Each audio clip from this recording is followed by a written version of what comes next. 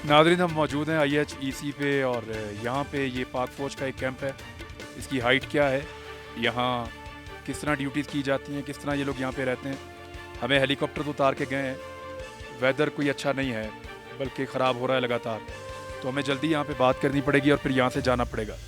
ये सारा snow covered area है, माइनस में यहाँ टेम्परेचर रहता है।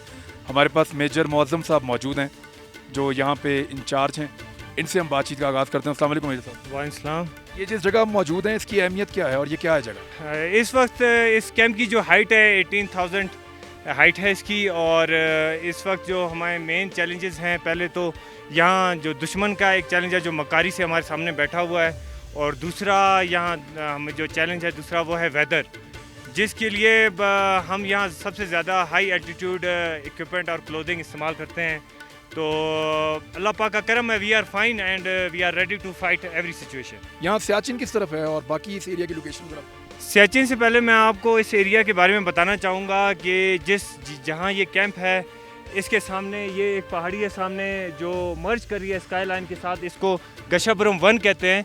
ये 8000 है, जिसकी वजह से ये बाल्तोरो सेक्टर ये और इसके साथ 3 और हैं जैसे K2, गशाबरम, मशाबरम 1, ब्रॉड पीक, ये 4 8000 हैं जो इस सेक्टर में मौजूद है इस वक्त। और इसके साथ साथ ये दूसरी पहाड़ियाँ जैसे चोगोलीज़ा है और उसके साथ ट्रिनिटी पीक्स हैं, और फर्दर इस चोगोलीज़ा के साथ हमारा जो बॉर्डर लिंक करता है इंडिया के साथ, वहाँ हमारी एक सैडल पोस्ट है।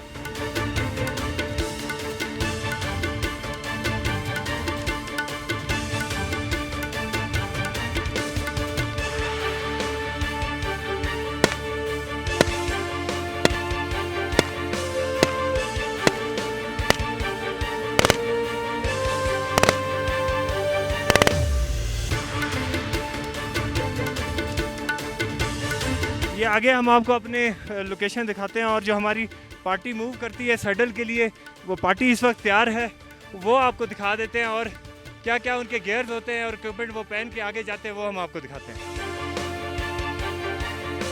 ये सैडल पार्टी हमारी इस वक्त तैयार है, जो हमारी सैडल पोस्ट है वहाँ पार्टी चेंज करने जा रहे हैं, मतलब बंदे चेंज करने, जो इस वक्त 22,500 फुट की बुलंदी पे है, और वहाँ इनको वहाँ पोस्ट पे जाने के लिए तकरीबन 12 घंटे लग जाते हैं। और जाते जाते इनका मोड ऑफ कम्युनिकेशन जो अपना हमारा होता है आईकॉम के थ्रू राब्ते में रहते हैं। जिस वक्त ये मूव होता है ये तकरीबन डार्क आवर्स में होता है, और इसके बाद जो इनका टेन्योर वो 1 मंथ होता है 30 डेज़, जिसमें ये पूरी गार्ड करते हैं पूरे एरिया को, और जो दूसरी पार्टी इनकी जगह आ रही होती है उनकी भी निगरानी वगैरह कर रहे होते हैं।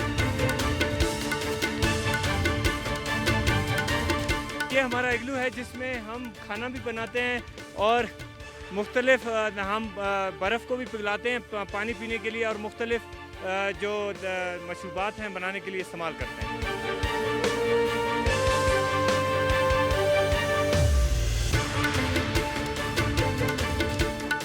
ये 8 मैन इग्लू है, इसमें तकरीबन 8 बंदे मतलब अकोमोडेट हो जाते हैं आराम से, और जितना भी टेन्योर है वो इधर ही गुजारते हैं। सॉलिड वेस्ट मटेरियल होता है, जो हमारे रेमिनेंट्स होते हैं, जो वेस्ट मटेरियल होता है वो हम यहाँ जमा करते हैं, और थ्रू हेली मिशंस हम उनको बैक लोड कर रहे होते हैं। हमारी सबसे जो सख्त तरीन पोस्ट है सैडल की तरफ, जब हम मूव करते हैं तो वो मूवमेंट आपके सामने दिखाई जा रही है। इस पार्टी में कम से कम 5 बंदों को मूव करवाया जाता है, क्योंकि एरिया बहुत ही ज़्यादा डिफ़िकल्ट है। सबसे आगे वाला गाइड है जो बहुत ही अच्छे तरीके से एरिया को सर्च करके चलता है। रेस्क्यू करने के लिए इक्विपमेंट होता है। तो एक पार्टी के साथ नागाहानी सूरत हाल वाक़या पजीर हुई। आप देखते हैं तो लास्ट वाला जो गाइड है वो किस तरीके अपनी पार्टी को रेस्क्यू करता है। अभी आपके सामने इस पार्टी के साथ नागाहानी सूरत हाल पेश आई। नीचे से उस बंदे की आवाज़ें आ रही हैं। 45 फुट की गहराई में बंदा चला गया है। जो सेकंड गाइड था उसने फर्स्ट बंदे के क्रेवस में जाते ही ज़मीन पर पोजीशन ले ली, और इसी तरह वो उधर ही स्टे हो गया।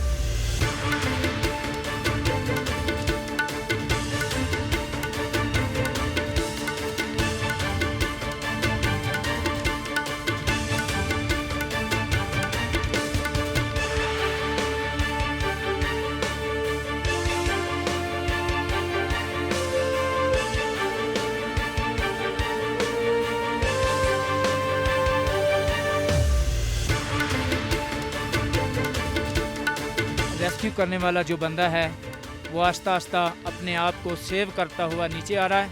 ये रेस्क्यू तब किया जाता है जब नीचे वाले बंदे में बिल्कुल सिक्कत ख़त्म हो जाए, वो ऊपर ना चढ़ सके, उसको रेस्क्यू करने के लिए नीचे जाया जाता है।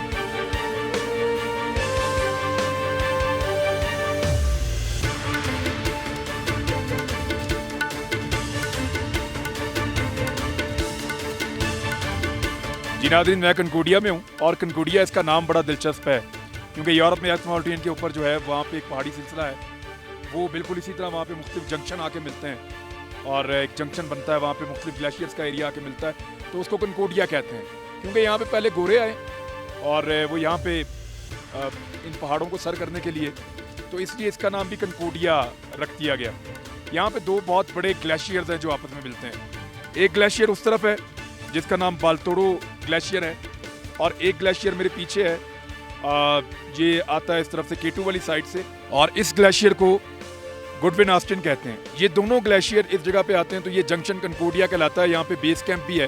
दुनिया भर से जब माउंटेनियर्स या क्लाइंबर्स या आप उन्हें कहें कोई पैमा जब आते हैं तो वो इस बेस कैंप में पहुँचते हैं, पहले कनकोडिया बेस कैंप, और इस बेस कैंप से फिर वो ऊपर की तरफ पहाड़ों की तरफ बढ़ते हैं, अपनी एक्सपीडिशन शुरू करते हैं। मेरे पीछे आपको केटू नज़र आ रहा है। वेदर ख़राब होने के बावजूद उसकी चोटी आप देख सकते हैं यहाँ से इस वक्त, और ये बड़ा लकी होता है कि आपको यहाँ पे ऐसा वेदर मिले कि आपको अपने उकब में केटू को फिल्माने का मौका मिल जाए या आपको वो नज़र आ रहा हो। तो हमें यहाँ पे केटू नज़र आ रहा है इस वक्त। ये ब्रॉड पीक है इस तरफ, और इसको आप देखें तो ये बहुत ऊपर से चौड़ी है और आपको नज़र आ रही है, बहुत खूबसूरत एक माउंटेन है। ये भी लोग इसके लिए भी आते हैं यहाँ पे पूरी दुनिया से और इसको सर करते हैं। तो ये एक जन्नत है माउंटेनियर्स के लिए, दुनिया भर से सयाह इनको देखने आते हैं। यहाँ पे आपको मैंने केटू दिखाया, यहाँ पे आपको मैंने ब्रॉड पीक दिखाया, यहाँ पे भी एक और पहाड़ी सिलसिला है और इस तरफ से हम नीचे की जानिब से आए थे और यहाँ ऊपर वो बाल्तोरो ग्लेशियर है। यहाँ पे एक बड़ा शानदार कारनामा जो है पाक फौज ने किया है। इधर सिक्योरिटी भी पाक फौज के ज़िम्मे है, यहाँ आने वाले लोग जो हैं उनकी जिम्मेदारी पाक फौज के ज़िम्मे है, वो इनको फैसिलिटेट करते हैं इस सख्त वेदर के अंदर। और विंटर सीजन के अंदर जब यहाँ पे पहली मरतबा केटू को सर करने के लिए आए माउंटेनियर्स, अली सतपारा और उनकी टीम बदकिस्मती से यहाँ पे गायब हो गई, 3 लोग यहाँ पे नहीं मिले। और उससे पहले जो आपके नेपाल से आए थे माउंटेनियर्स, उनको लकीली 24 घंटे ऐसे मिले कि वो केटू को सर करके निकल गए और एक रिकॉर्ड उन्होंने अपने मुल्क के लिए और अपने लिए बनाया है। और पाकिस्तान के लिए बड़ा एजाज़ है, पाकिस्तान ऐसे लोगों को यहाँ खुशामदीद कहता है। तो केटू का खूबसूरत नज़ारा आप देखिए, ये मौका बहुत कम मिलता है एंड वी आर लकी कि हम इसको ऐसे देख रहे हैं। अब आपको दिखाते हैं यहाँ पे कम्युनिकेशन का एक सिस्टम, और इस जगह पे इस हाइट के ऊपर जब हम 16,000 फुट से भी ऊपर हैं, इस हाइट के ऊपर जो है अगर आपका 4G चल रहा हो, 3G चल रहा हो, तो इसका मतलब है आप एक्स्ट्रा ऑर्डिनरी कोई एफर्ट कर रहे हैं या आपने कुछ ऐसा किया है कि दुनिया उसको अब तस्लीम करे या माने। जो गोरे आते हैं उनके पास बहुत सारे ऐसे सिस्टम होते हैं सैटेलाइट के जिनके ज़रिए से वो राब्ते में रहते हैं, लेकिन अगर उनको यहाँ पे 4G और 3G मिलता है तो फिर यहाँ से तस्वीरें, पिक्चर्स, वीडियोस अपलोडिंग में आपने देखा होगा अली सतपारा के बेटे जो हैं वो यहाँ से लगातार अपडेट कर रहे थे। तो वो ऐसे ही कर रहे थे ट्विटर के ऊपर कि यहाँ पे वो सामने आपको जो कैंप नज़र आ रहा है वहाँ पे, और टावर भी आपको नज़र आ रहा है। तो ये बड़ा शानदार काम किया है SCO ने, स्पेशल कम्युनिकेशन ऑर्गेनाइजेशन। इन्होंने यहाँ नहीं बल्कि पूरे गिलगित बल्तिस्तान में, यहाँ पे आपको पता है कि जितनी भी कंपनीज़ हैं, जितनी बड़ी बड़ी कंपनीज़ हैं, इवन कश्मीर में भी दोस्त बता रहे हैं, जितनी बड़ी बड़ी कंपनीज़ हैं वो ये देखती हैं कस्टमर कितने हैं, कंज्यूमर कितने हैं, फिर वहाँ टावर लगाती हैं, इन्वेस्टमेंट करती हैं। तो यहाँ पे क्योंकि आबादियाँ बहुत कम हैं, लोग बहुत दूर दूर रहते हैं, तो कंपनीज़ के लिए कोई कमर्शियल वैल्यू नहीं थी और उनके साथ कोई इस तरह का एग्रीमेंट भी नहीं था, लिहाजा यहाँ पे वो हेजिटेट करते थे। सवाए स्कर्दू के अंदर कहीं सिग्नल आते हैं या गिलगित में कहीं सिग्नल आते हैं या कुछ और हुंजा में आ जाते हैं, लेकिन बेशतर एरिया तो उन्होंने छोड़ दिए। तो फिर कश्मीर में, इवन यहाँ पे गिलगित बल्तिस्तान के दूर दराज इलाकों में और इन पहाड़ों के ऊपर भी फिर जिम्मेदारी जो है वो पाक फौज की थी और उनका एक डिपार्टमेंट है स्पेशल कम्युनिकेशन ऑर्गेनाइजेशन। उन्होंने यहाँ पे 3G और 4G का बंदोबस्त किया है। तो ये शानदार, ज़बरदस्त।